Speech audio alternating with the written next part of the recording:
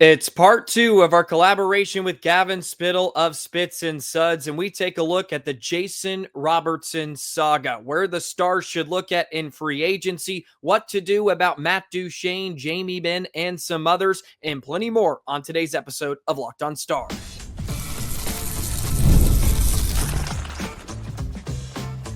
You're Locked On Stars, your daily podcast on the Dallas Stars, part of the Locked On Podcast Network. Your team every day. Hey, Stars fans, just want to say thank you so much for the love and support here on Locked On Stars, part of the Locked On Podcast Network, your team every single day. Please be sure to subscribe. We are free and available wherever you get your podcasts and on YouTube. And as always, thank you so much for making us a part of your day and making us your first listen. It is part two of the collaboration with Gavin Spittle of 105.3 The Fan and Spits and Suds. Always a pleasure to catch up with my former boss. And today we get to touch on really all the off-season plans, the off-season questions for the Dallas Stars. And Gavin has wonderful insights as always. Today's episode is brought to you by Gametime. Download the Gametime app, create an account, use code LOCKEDONNHL for $20 off your first purchase. Enjoy today's episode, Stars fans, and enjoy the rest of your weekend.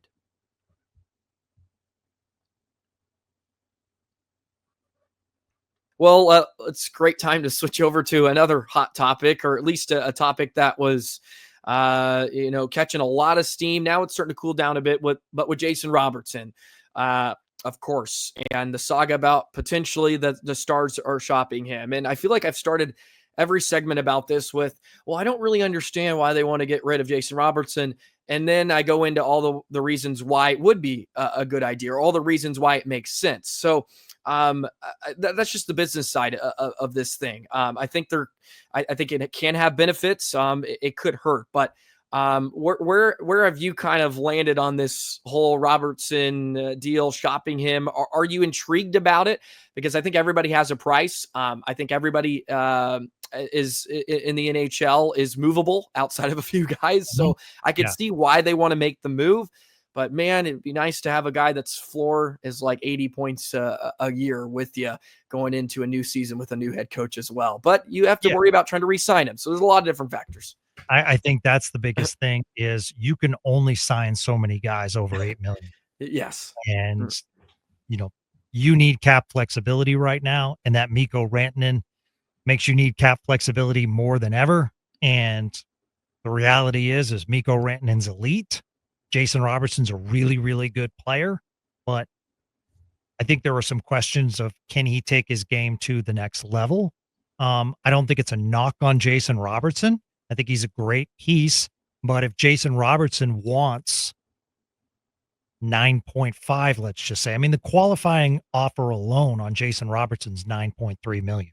Mm-hmm. So after this upcoming season, basically the Dallas Stars have to agree to pay Jason Robertson at least a year of $9.3 million, and Thomas Harley's up. Yeah. And Thomas Harley's going to get 9.5 to probably 10 million. So at what point are you going to be so cap strapped that, you're going to have to lose some people or lose depth? Because we look at the Stanley Cup right now and what's winning games, the third and fourth line a lot of times. And maybe they can come up from Texas, and those are the cheap salaries. Oscar Beck's a perfect example. That's a cheap Radek Faksa, so to speak. Nothing against Beck and nothing against Faksa, but that was a salary cap move.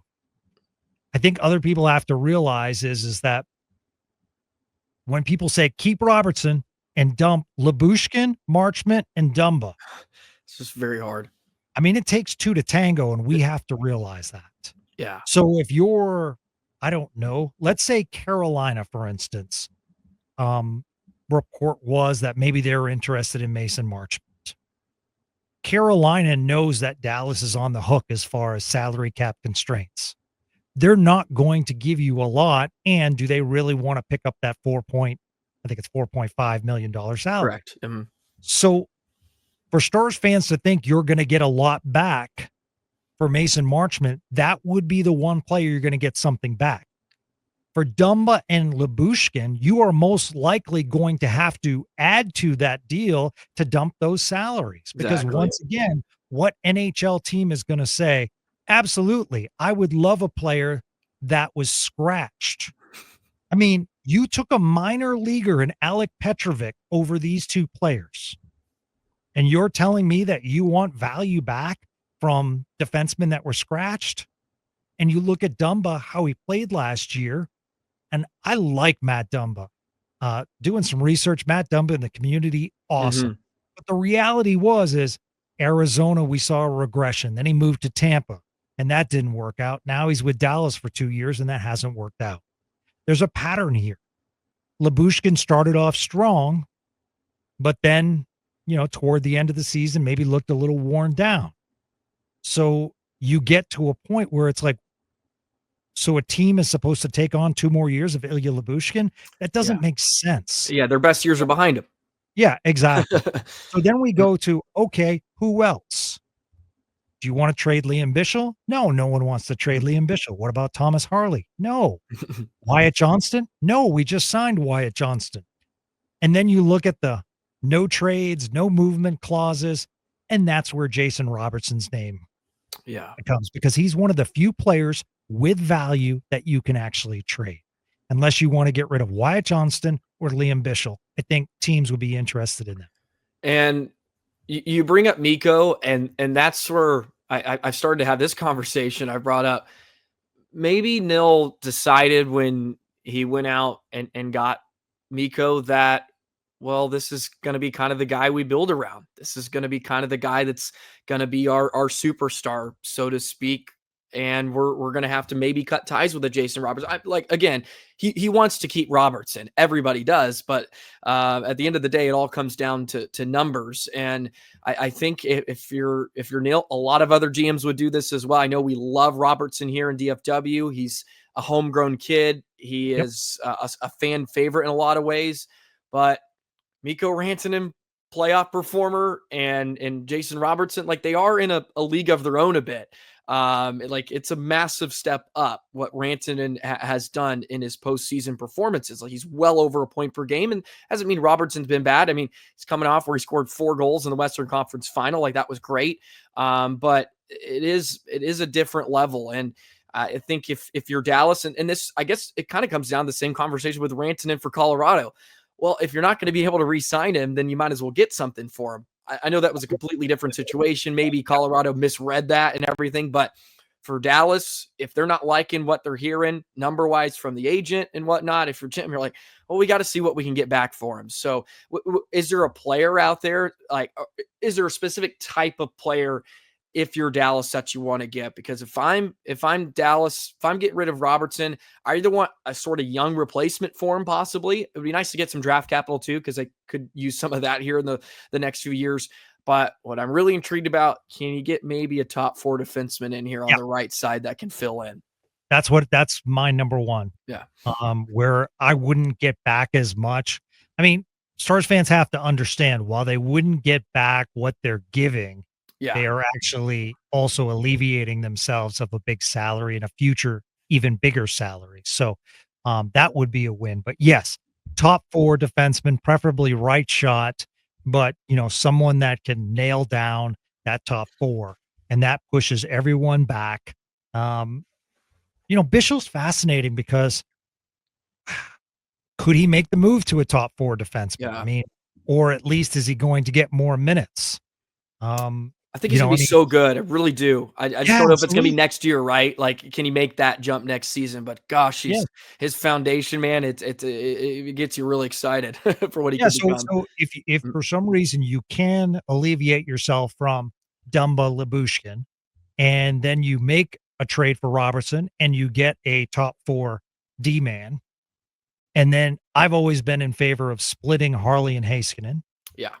I just think I want puck moving guys. So if I threw this out at you and it was, let's say, Heiskanen, Lindell, Harley, guy you got in a trade, and then Bichsel and Nils Lundqvist, Petrovic is your number 7, I think you're more solid than you have been. Yeah, absolutely. I would be intrigued by that. And if you're able to possibly, dump the Dumba contract, like that would be nice too, or Lyubushkin, right? Like, if they're able to to do that. So yeah, that would be, I think that would almost be perfect.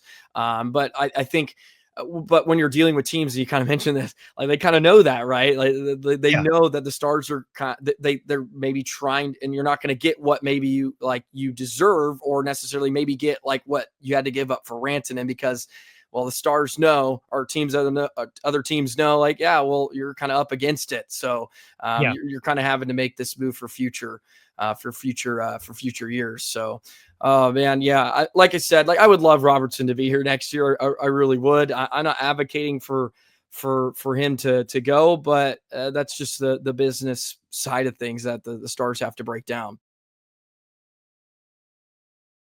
Today's episode of Locked On Stars is brought to you by Gametime. There's nothing like playoff hockey, the energy, the rivalries, the nonstop action. With the Stanley Cup playoffs heating up, there's never been a better time to see it live. And Gametime makes getting in the building fast and affordable. Gametime gives you last-minute ticket deals, zone deals for deep discounts, panoramic seat views, and all-in pricing with no hidden fees. Plus, ticket prices often drop closer you get to puck drop, so you can score big without overpaying. You can see the view from your seat before you buy it, so you have total confidence when you're going to a new ballpark, a new arena, a new stadium. That's where Gametime comes in handy. It's all about finding the right seat in the right deal. And yeah, we have World Cup matchups upcoming right now. Zone deals are offering 10% off exclusive zone deals for the FIFA Club World Cup matchups.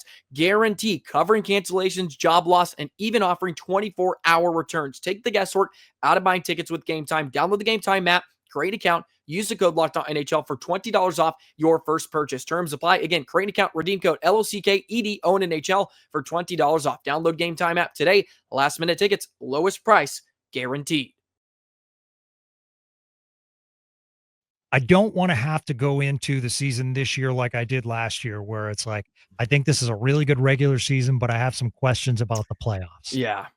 And I want them to change the makeup of this team. I'll even go on record and say, if they take a step back, I'm okay with it, because at least they went for it. Yeah. That's what I love about the Mikko Rantanen trade. You acquired an elite player. Whether he works out or not, we'll see. But he has all the makings of a top star in the NHL, and he proved it at times in the playoffs. You know, I mean, we talk about him going away in the Edmonton series, but I think everyone kind of went away. Yeah. So I don't know if that's necessarily just a Mikko Rantanen thing. So I think as far as, you know, the makeup of this team, and it's a simple thing to say, but I need more grit. I need someone in the room that's screaming. Maybe the loss of Joe Pavelski hurt in that aspect. I just need change. Yeah. And some people will think like, well, we're going to run it back, and then you're going to look great in the regular season. But when the rink shrinks, you know, these things happen. For the last 2 years, the Stars defense, unfortunately, has done pretty well in the first couple of rounds. But what happened again this year? We talk about a wear down factor. Whether or not it happened or not, it appears as though it did. And I think that's something where you have to then look like, okay, our makeup, how can we wear other teams down? And that's kind of the shame of the whole Pete DeBoer aspect and everything. I mean, the last 2 years you beat, let's go back a year, and you beat 2 Stanley Cup champions in a row. Yeah. And then this year you took down Colorado, who was favored against you. Oh, by the way, missing Heiskanen. And you took down the President's Trophy Club, you know, winner in Winnipeg. That's a massive success. But we're looking at this as Stanley Cup champion or bust. That's the level that's been set for this team. Well, and it's frustrating too. The Vegas series from a few years ago, that was like hard and physical, and it like Dallas was in it, right? Like they kind of matched that. And just this past season, like the way they played Colorado, like I remember we did a podcast in the middle of that series, and I talked about like I was so proud with so proud of my boys. I was so proud the way they were going after McKinnon, like they were going after him. And I know like some of that was some cheap shots. I get it, but like, and I'm not advocating for guys to hurt one another, but like you have to get in their face. And there's just like, there's none of that against McDavid at all. And McDavid is a little bit of another step. I get that, but and you just watch the way Florida goes after him and the way Florida goes about it. It's like you feel like it's in there, and for whatever reason, the Western Conference Final it kind of evaporates, and maybe that is really, it's just the mentality. And maybe it's stars are a bit older, and they get tired, like they get worn down, and that's where speaking of change, like that's why I have such a hard time with the Jamie Benns and the Matt Duchenes of the world. This kind of leads us to our next conversation with the UFAs the Stars have to try to re-sign. Like for me, I'm just like, I'm so okay with letting them walk and finding other guys, finding younger guys you can bring in that are maybe a bit cheaper, and can give you just some of that aggressive physicality. But I also understand, like, you have to win regular season games too. It's just hard to marry the two. But we've done okay, we're awesome in the regular season, and then like Duchene just nothing again. And he's a great deal. Like, he's the best probably bargain in the NHL the past couple seasons with the points. But just I can't look away from the postseason performances. So where do you land on some of these UFAs for Dallas? Me too. I would love to sign Mikhail Granlund if possible, over both of those guys I just mentioned, but his price is probably going to be too high for you. But I'll let you kind of go. Yeah. Yeah, that's what rumblings are. If you can get Granlund, that's my top choice. But at the same time, when Matt Duchene said in his exit interview, he needs to think about his family, rightfully so. And, he wants more stability. That to me signaled a multi-year contract. Mm-hmm. I don't think Dallas is in a position to do that. I think you need to take chances and let people go. I'm a massive Matt Duchene fan. I think he's been awesome for this organization, both on and off the ice. But I think at this point, if someone's going to offer him a 2 or 3 year deal, you let him go. Jamie Benn, it's tough to say who doesn't love the captain. I would move on. I really would. And that's just not anything against Jamie. I just think that at some point you need to make change, and I need every dollar amount. So me personally, Duchene, Benn, Dadonov, I think I would say if you guys can get a better deal elsewhere, you guys get a better deal. If Granlund goes out and gets a better deal, that's fine. And then I would use that money to fill holes. And I'm not necessarily going to spend a ton of money, but if I really want to go out there, how much is Marchand? I'm at least making a call. Yeah. Brad Marchand is the kind of guy you need on your club, both in the room and on the ice. And amazing how he's playing for Florida. Yeah. But that's like a wish list. But we all loved Chris Tanev. I want Brandon Tanev, his brother. Yeah, I talked about him last week on an episode. I mentioned him. Yeah. Tough shot block. Doesn't mind getting in the middle of things. He's not going to score a lot of goals, so you're going to have to get used to that. But at the same time, him on a line with Steele, okay, yeah, to the point where I'm okay moving Steele up to the third line. Like I'm okay with less production as far as goal scoring. I want this team to be playoff ready and like playoff fear. So I want to put a little bit of that toughness in there. Not that the current team, I use that term toughness, and like that to me sounds like a personal insult, but I just want more physicality. I really do. It's like a Six Flags roller coaster ride. Some days it's there. Other nights I just feel like they're just skating, and the slow starts need to end. Yeah. And the question is who's firing up this team to come out in the first period? And I know these things sound simple, but we're just seeing a track record. So to me, that's why I want to see kind of the roster turnover. And if that means this Dallas Stars team is different and might take a small step back, at least they went for it. That's what I'm hoping. I want the Stars to be a tough team to play. And I think at times they are. I think at times they come 4 lines, but you have to allow Maverick Bourque to flourish now, or you just move on from him.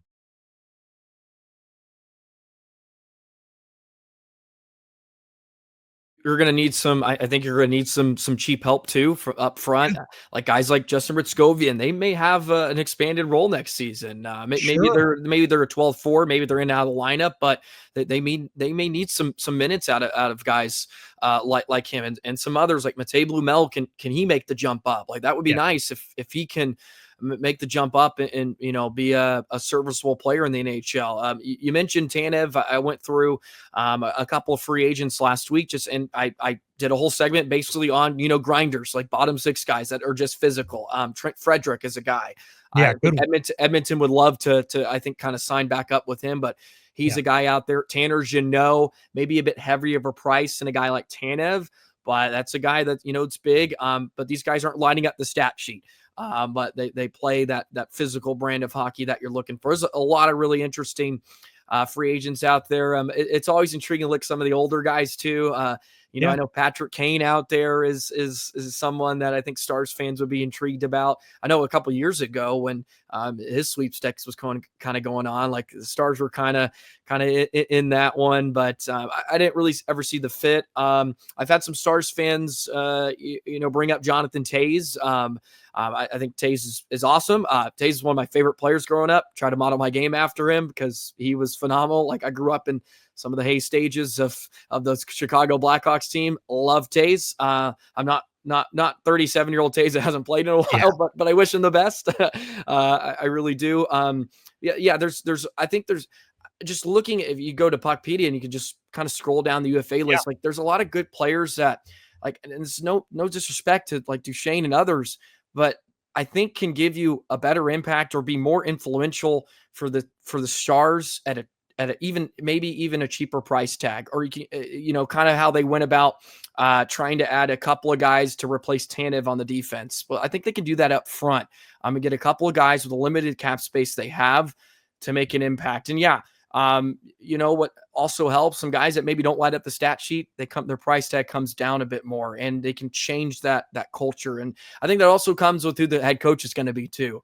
Like what kind of style would they like to play? And you can kind of work. I think that kind of goes hand in hand. So Stars have a lot of interesting decisions to make. All righty. So we went through some of the UFAs, got your opinions on some others. Trying to think where I want to take one this. name to point out, Joey, is Connor Brown as well, but he's going to be overpriced. Yeah. Due to his Stanley Cup playoff performance. Oh my gosh, he wreaked havoc on the Stars a year ago. I think he got hurt at one point during the Western Conference Final this year, but man, he wreaked havoc, and he's a fun player to watch. As well. I guess I would love, since you did talk to Steven Meserve 100 Drink Hockey, I want to hear maybe some of your thoughts from that, or Steven's thoughts on, because I brought up some young cheap talent from the AHL. Like, are there some guys that maybe he was looking at, like they feel like they can make they can make a jump next season, whether that's Ritzkovian, Hiru, some others? Yeah, you nailed it. The two are Blumel and Ritzkovian. Steven feels as though Blumel, and Sean feels this as well, if he's not with the Stars organization, someone will likely give him a chance. Okay. The most impressive thing about Matej Blumel is he's improved as far as a two-way player. So that's really good, and credit to Neil Graham for that. So outstanding. Sometimes it takes players a little bit longer to get going. That's the case with Matej Blumel, but I don't know why you wouldn't necessarily give him a try. I think Oscar Beck was fine this year. And obviously he's on a 2-year deal, so he'll be back. I just think for that size, I would like to see a little bit more out of Oscar Beck, and maybe that'll take time. I just feel as though he's not an overly physical player. Had good moments, but Ritzkovian is fascinating to me because undrafted, won everywhere he's gone, very good leader, great personality, just a scrapper, and you got to love those guys. So maybe he starts the year in Texas, but then makes his way up. But I could, clearly see that. Huru would be another guy that Steven, does like. However, not the outstanding, from my perspective, not the outstanding season we were kind of hoping for. Yeah. And then next year, you do have some more players joining Texas. So Mhm. we'll see. The jump from juniors to the AHL is Yeah. always fascinating. It's Mhm. a totally different game. So yeah, it's going to be interesting because there are some players that need to develop. If you look at who the Black Aces, and for those that don't know, the Black Aces are basically the equivalent of a practice squad in the NFL. The ones that are practicing, that's the future. So Yeah. that's pretty fascinating, and we'll see what happens there. But the guys you mentioned are Mhm. the guys that are on the radar, specifically Ritzkovian and Blumel. And Blumel is a guy. It just feels like it's just his game. Like at some point, it should lend itself to some success in the NHL. He plays like he's a skating, scoring winger. Like it feels like that's a guy you can put on a lot of different lines. I think he'd be interesting next to even like a Wyatt Johnston. Kind of like almost like an Evgeny Dodonov type feel. Probably not as fast, but just that similar type of game where like he can score and it'd be nice for him. Like, he got a cup of coffee the last few years. But yeah, but obviously had a great season, led the Texas Stars in scoring, which is great. And yeah, maybe credit to Neil Graham for some of that. And if they can get him to make the jump, that would be nice just to get some more help up front, because the Stars are going to need it with that $5 million cap space Yeah, that they have to work with. So it'll but be I do still fascinating. feel as though Maverick Bourque can be a 20-goal scorer in this league. Me too. I think like I touched on maybe I think my expectations were a bit too high on him. I was like this guy he's gonna break out. He's gonna be a Yeah. White Johnston, and it's just like you forget just because the Stars have had guys pop so quickly Mhm. over the last recent years. Like okay, no, it's gonna take some time. And I thought he got better every single game this year, and in the playoffs. Like I thought he made a decent impact at times. I know he took that penalty early in Game 5 with this high stick, which stunk, but I feel like the Stars had a disease at that point. Maybe it got led to it got given to Maverick Bourque too. But yeah, I think he's gonna grow too. And man, if he can make a jump a jump up, elevate his play, Stars should feel pretty good about what they have moving forward. I would love to go around the NHL a bit. I'm going a little long here today, but I guess any big takeaways from the Stanley Cup final? You watching it very much? Are you glued to it? I'm Yeah. just curious, like any big takeaways from that. Now, as recording this, I guess by the time I put this out, it could be over. But the Panthers up 3-2 in that series. It's been an all timer so far. Yeah, I love it. Yeah. I absolutely love it. Mhm. I think you wanna take a break as a Stars fan, but then you watch the brand of hockey that's being played and the matchups and the romance as far as a Corey Perry, who has just gone to Stanley Cup after Stanley Cup after Stanley Cup on the same line at times as Leon Draisaitl and Connor McDavid. Like, love that story. I love watching Brad Marchand and what he's been able to do. And by the way, we talked about this on Spits and Suds with Sean today. For anyone that thinks Boston got fleeced, that second rounder is now a first rounder. So Boston is receiving a first round pick and a second round pick. That's a pretty good haul for a guy that was going to be a free agent. You had no guarantee he was coming back. Oh yeah, yeah. So what he's been able to do has been amazing. So I love that story. I just love all the theater that's one game was extremely physical. The other night, we saw the physicality basically go away and it was all skill set. At one point, we looked at Bobrovsky as one of the worst contracts in NHL history, Mhm. and that's gone away. So I love that. There was just so many storylines that it's one of those things where there's a part of you that was thinking, okay, is this going to be boring? Is this going to be run it back like last year? And it's become appointment setting. And I absolutely love that for the NHL. I love how it's being talked about in different circles, um, specifically outside of hockey where people are getting into hockey. Mhm. So I think the whole noise of it needs to be big markets isn't necessarily coming to fruition this year Yeah. because I feel as though people have.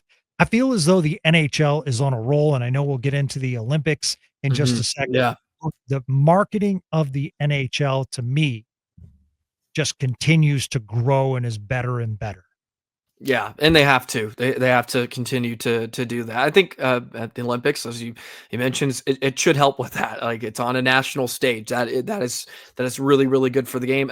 The Four Nations. I mean, that brought a ton of eyes. I mean, just think of the way the league was being talked about, or at least that tournament was being talked about for that few weeks. Like, it got some rivalries into it. It got politics. Like it brought it all in, and that really helps. That helps grow the game, gets eyeballs, and I think what you said is just perfectly well put. Like it's been absolute theater so far in the Stanley Cup final. But I did want to touch on this since this news was dropped. Some teams in the Winter Olympics in Italy have dropped their preliminary rosters. I do have a question for Gavin at the end of this. Well, this is no surprise. The Stars have a lot of representation for Team Finland. It was announced Mikko Rantanen, Miro Heiskanen, and Esa Lindell will be a part of Team Finland. It's pronounced the Olympic Six, along with Sebastian Aho and Jussi Saros. I think it's safe to say Rope Hintz will probably be on that roster as well. And who knows, maybe the Stars can squeak a few more on. But the question I have, because we got to look at Team USA. Of course, the Kachuk brothers on that. You got Matthews, Hughes, Eichel, and McAvoy. Well, it just feels like, Gavin, most teams, or I think during Four Nations, one of the first roster reveals, they had Connor Hellebuck on there right away. Yeah. So it maybe there's some controversy that there wasn't a goaltender on that USA one. So Jake Ottinger must be giving them a run for their money. It was fascinating. I mean, maybe Jeremy Swayman too, because he came on late in the year and looked really good. Let me just add that earlier today, I was breaking down the Olympic Six of Latvia. That's how that's how good of a marketing strategy that I'm looking at Germany, Latvia, Italy. I'm looking at these teams. And just like the Four Nations, the anticipation is growing. I don't know how you leave Connor Hellebuck off the top six. Say what you want about Connor Hellebuck. Yeah. He's the Hart Trophy winner. I mean, come on. What are we doing? Whether or not you play him or not, it's just you're naming a player, and everyone knows he's going to be on that team. So, yeah, and he's like the Vezina winner. Like it could have been good. Like, hey, we have the Vezina like Hart guy. Like, but the fact that he wasn't on the first six, I thought was a bit intriguing. Yeah, no, absolutely. It's going to be awesome. Love USA hockey right now. Just playing at probably an all-time great level right now, from juniors all the way up to the World Championships to the Olympics next year. So super excited, but yes, surprised about that. And I think they're going to roll with Hellebuck, Ottinger, and Swayman. And I don't see any reason. You're going to get games from your backup goalie. And this is going to be a pro Dallas Stars situation, because Jake Ottinger wanted to be on that Four Nations roster bad. Jake Ottinger has something to play for next year besides the Stanley Cup. He wants to be the best American goalie. And how do you accomplish that? You have an amazing regular season leading up to the Olympics, and you make that choice very hard for the coach. Yeah, well, it certainly helped out that he outdueled him. He outdueled Hellebuck in that playoff series. So I'm sure that's a feather in his cap. But you're right. He's got to put together a pretty decent regular season, something to fight for. I think some other guys on the Stars, like Robertson, he was left off the Four Nations roster. I know he was hurt coming into the year, but he got off to that slow start. I think a lot of people had him penciled in to make that roster kind of heading into the year. And then, of course, he got off to a slow start. I'm really curious to see Wyatt Johnston, if he can make it. I know it's tough with Team Canada, but boy, I would love him hanging around Sidney Crosby before he calls it a year. I would love for him to hang around some of those guys in the locker room. Another Thomas Harley, of course. Thomas Harley will be there. With his performance, like, you think he probably has a spot, which will be awesome, and it'll be very, very cool. I think, even Liam Bichel, with Switzerland, that could be a possibility. I don't know how deep the back end is for Switzerland. Switzerland. I think Yossi obviously is a big guy on the blue line. There's some others, but it'd be very, very cool to see these guys in Victory Green get to suit it up with their countries. And yeah, the Olympics is always great. Just some of my favorite memories growing up were watching we're watching Olympic hockey. You got TJ Oshie and Sochi and all that good stuff. So it'll be phenomenal. And I love cheering on for the Stars players too. Like I got my Swami shirt the other day, Gavin. I got my team. I'm already ready. Like I just nice. I'm dialed in. So and Mikhail Granlund will be on that I got it. And running Team Finland will be Yuri Lehtinen. As he oversees that operation. There are just so many Stars connections into the Olympics. It really shows a lot about the organization when you have that many players that have either played for the Stars or currently with the Stars. So that's really impressive. Yeah, Yuri Lehtinen, man, what a player he was. He was the reason I wore 26 back in the day, man. My dad said you're not watching the guys that score all the time. You're not watching Madonna, even though Madonna would be a good guy to to look at too. But he's like, you're watching Yuri Lehtinen. He plays the game the right way. Yeah. I think the good thing about the Olympics is that we see players that we didn't see in the Four Nations. My silly idea is to expand the Four Nations and maybe do a Team World or something like that where we can combine the rest of the nations because I want to see Anze Kopitar. Yeah, and Pasternak you missed too. Yeah. I want to see these players. So, I think that is fascinating. So it's going to be really interesting. Little sidebar, Team Germany. Maybe their backup, depending on the season he has, or maybe in contention, is a player that I'm fascinated by joining the Stars next year. It's a third round selection a couple of years ago, and I am totally going to butcher his name, Arno Tiervinen. Okay. So I don't have the keyboard in front of me, so I can't do that. But I like to cheat on Spits and Suds and look up the name. But it just came to my mind that that's a goalie that I'm really intrigued of that's joining the Texas Stars next year.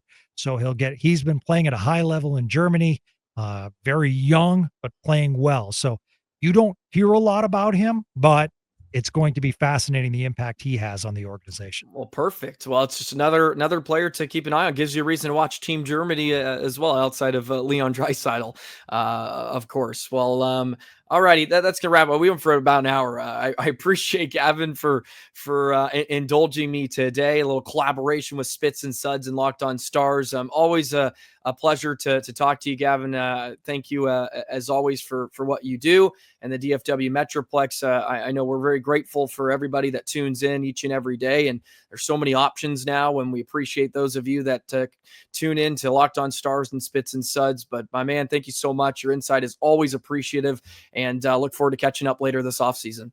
Man, I absolutely love these collabs with you, Joey, and kudos and stick tap to you and all of your Locked On Stars fans. I mean, the reality is, just take a quick 10, 15, 20 seconds. A few years ago, we didn't have podcasts. We didn't have writers out there.